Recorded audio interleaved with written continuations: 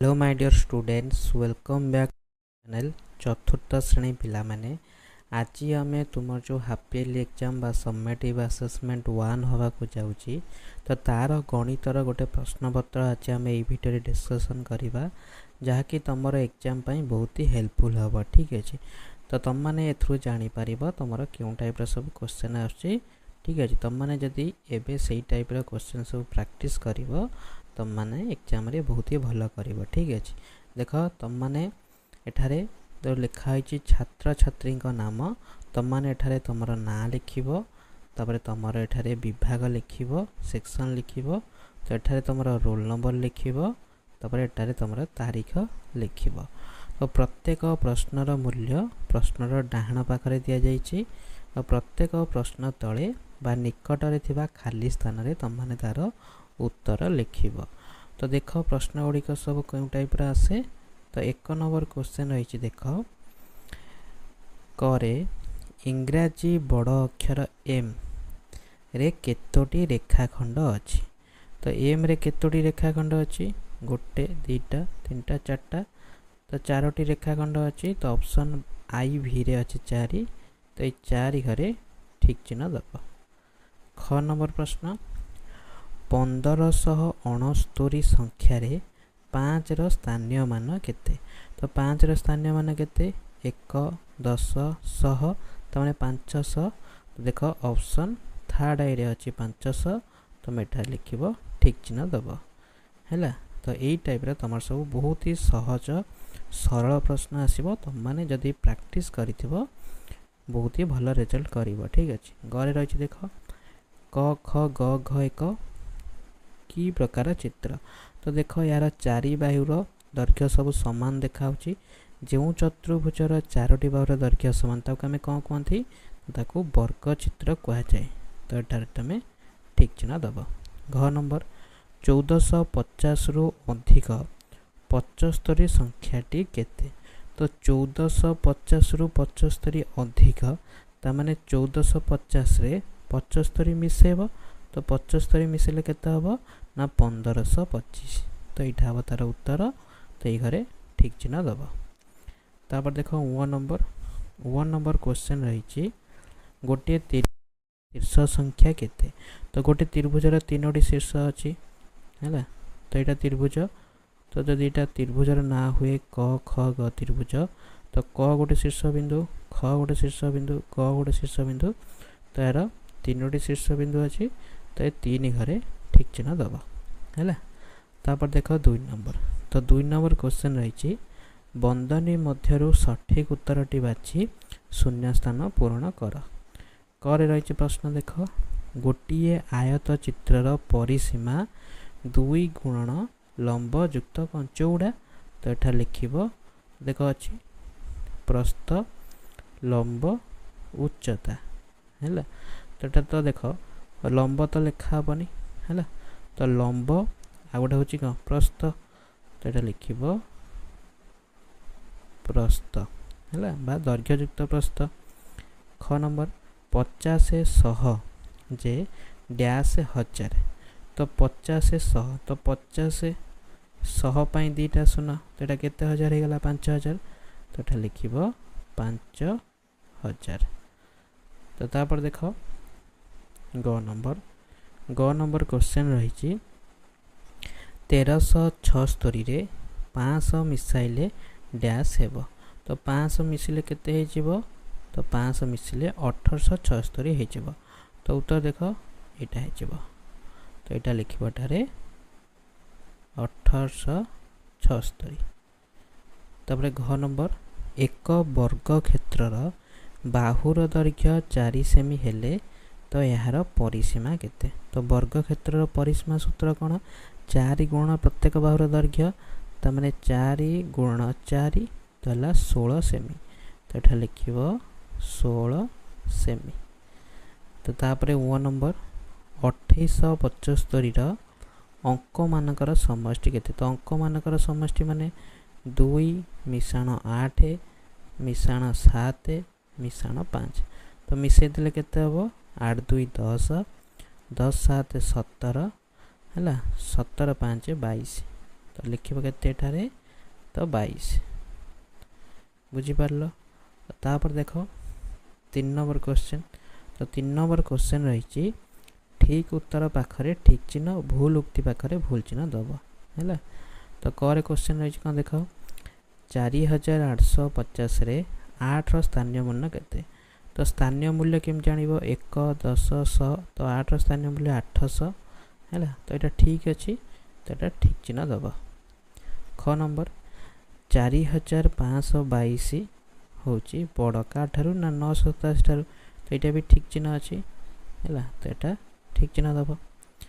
416 को जब आम विस्तारित कर लिखब 400 1 10 हवा कथा से लिखी 6 10 तो यहाँ भूल अच्छी तो यहाँ भूल चिन्ह दब।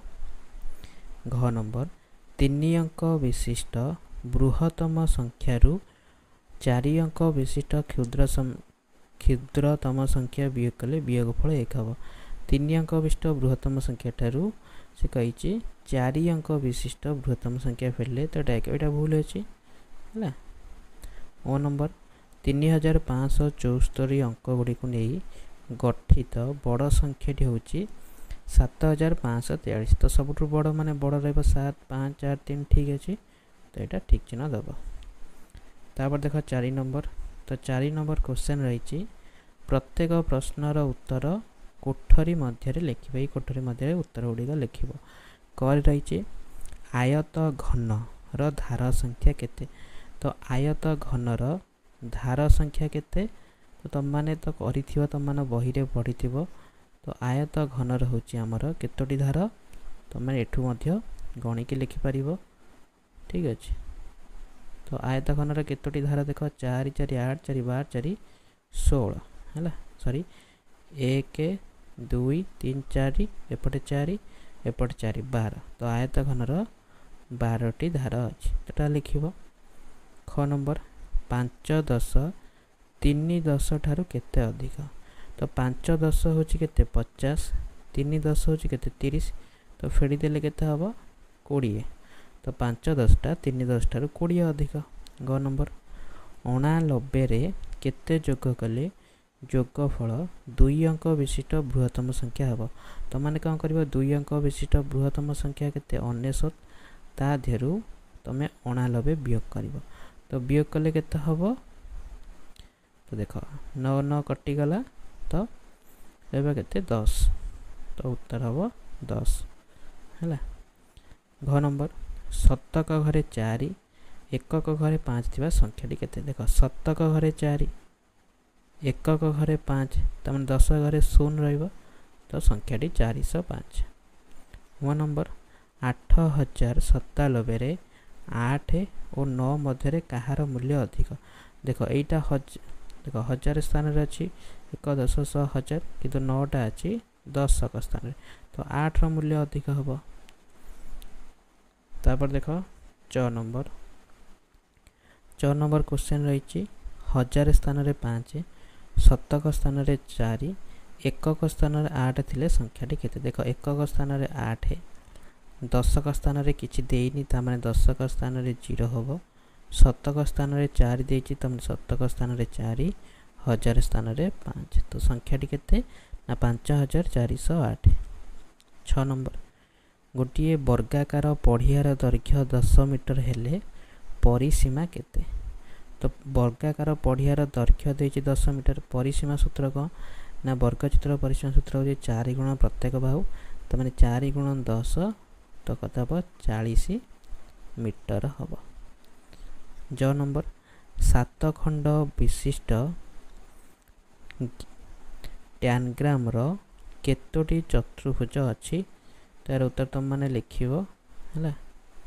तापर झ नंबर 1528 और 1530 रो मध्यवर्ती संख्या किए तो यहाँ हम 1529।